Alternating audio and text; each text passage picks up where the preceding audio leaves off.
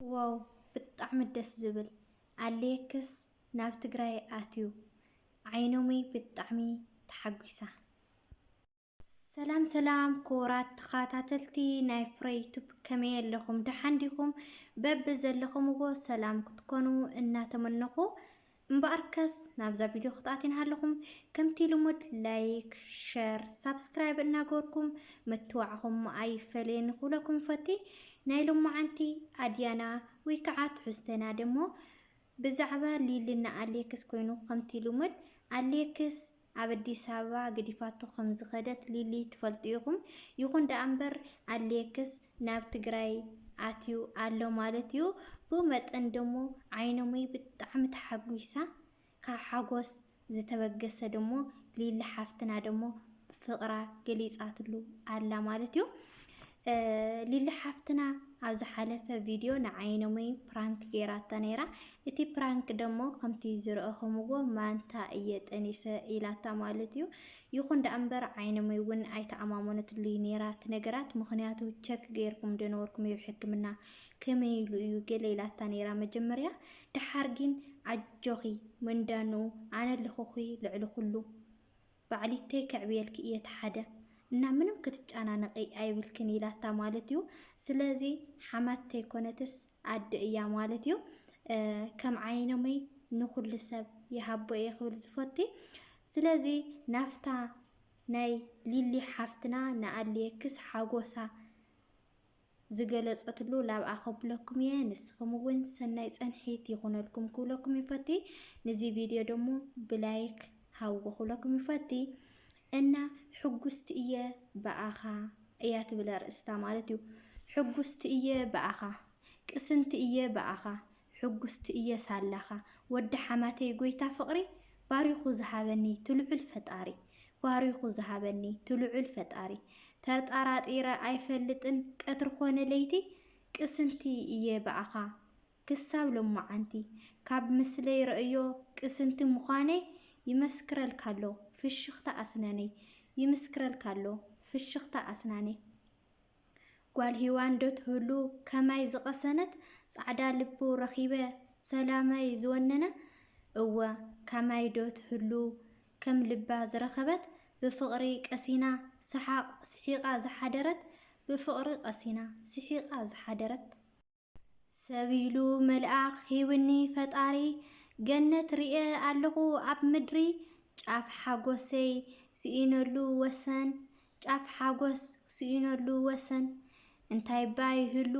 ዝዓቢ ካብ ተመስገን እንታይ ባ ይህሉ ዝዓቢ ካብ ተመስገን ኣብቲ እዋን ቀትሪ ምስ ሰብ ተኣኪብካ ነበረ እዩ ክትፃወት ፍሽኽ እንዳበልካ ኣብቲ ከውታ ለይቲ በይንኻ ደቂስካ ከምዚልካ ክትስሕቕ መን እዩ ዝኣምነካ ከምዚልካ ክትስሕቕ መን እዩ ዝኣምነካ ቀሲነ ክነብር ቀሲንካ ንበረለይ ሓጎሰይ ርእዮ ኣብ ናይ ለይቲ ድቃሰይ ዕላል ፅዋታና ቀንጀል ምስ በለኒ ምሳይ ከም ዘለኻ ሰሓቕ መሊቑኒ ምሳይ ከም ዘለኻ ሰሓቕ መሊቑኒ ፍቕሪ ጥዑም እዩ ክበሃል ብወረ ኣይረእኹን እምበር ይሰምዕ እየ ነይረ ዕድለኛ ኮይነ ኣምላኸይ ዓዲልኒ ከም ባዕለይ ፍቕሪ ሰብ መሪፁ ሂብኒ ከም ባዕሉ ፍቕሪ ሰብ መሪፁ ሂብኒ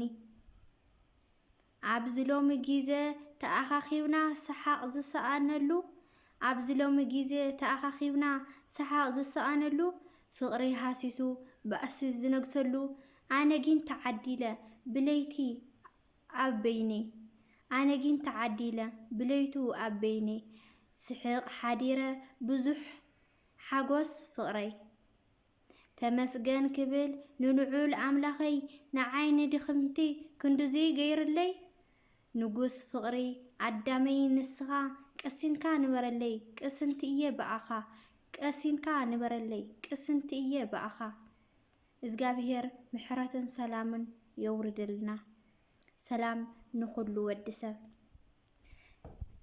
ክቡራት ተኸታተልተይ ሊሊ ሓፍትና ንኣሌክስ ሓጎሳ ካብ ልባ ዝመንጨወት እዚኣ ትመስል ነይራ እና ሃናፅ ዘበለ ኮመንት ኣስተያየትኩም ደሞ ኣብ ኮመንት ኣቕምጡልና ኢኹም። ብጣዕሚ ደስ ትብል ግጥሚ እያ ነይራ ማለት እዩ። ቅስንቲ እየ በኣኻ ሳላኻ ስሒቕ ሳላኻ ፍቕሪ ኣስተማቒሮዮ እያ ትብል ማለት እዩ። እና ብወገነይ ብጣዕሚ እዩ ደስ ይልኒ ማለት እዩ ክቡራት ኣሕዋተይ። ምክንያቱ ኣሌክስ ሓዊለ ካብ ኣዲስ ኣበባ ናብ ትግራይ ከይዱ ምስ ዓይነመይ ተራኺቡ ዓይነመይ እውን ብጣዕሚ ደስ ይልዋ።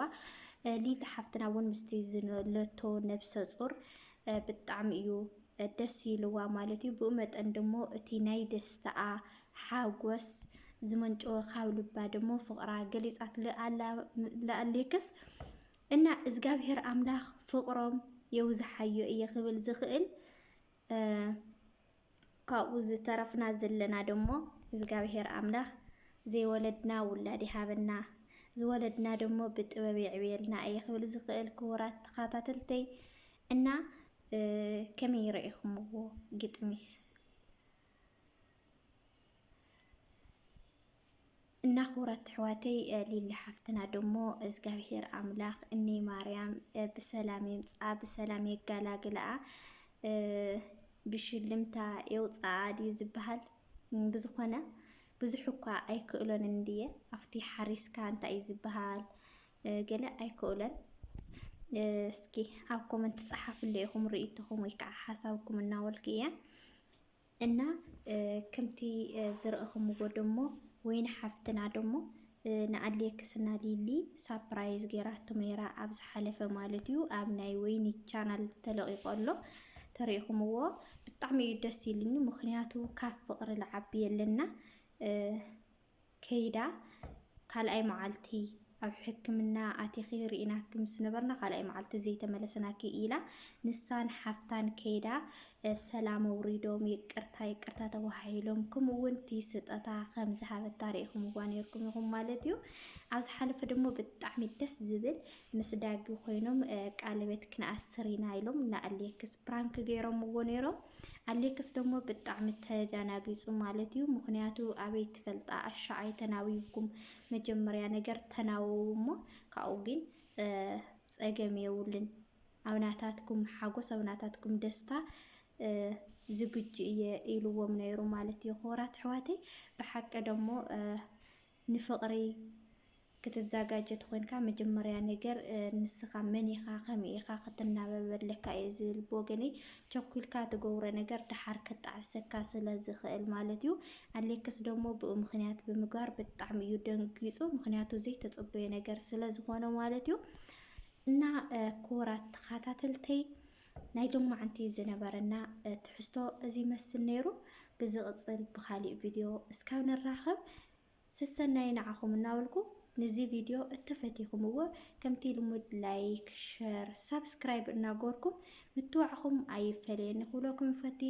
እተወኒ ምትባዕ እተወኒ ሃናፅ ዘበለ ርእይትኩም ኣዝየ ዘመስግን እና ክቡራት ተኸታተልተይ ይፈትወኩም እየ። ቁሩብ ቀሪና ኣሎ ብድጋሜ 12 ክነኣቲ እና ኣጀኹም እስኪ ሸር እናገበርኩም ሳብስክራይብ ብምግባር ሙልእዎ ክብለኩም ይፈቲ። ባይ ባይ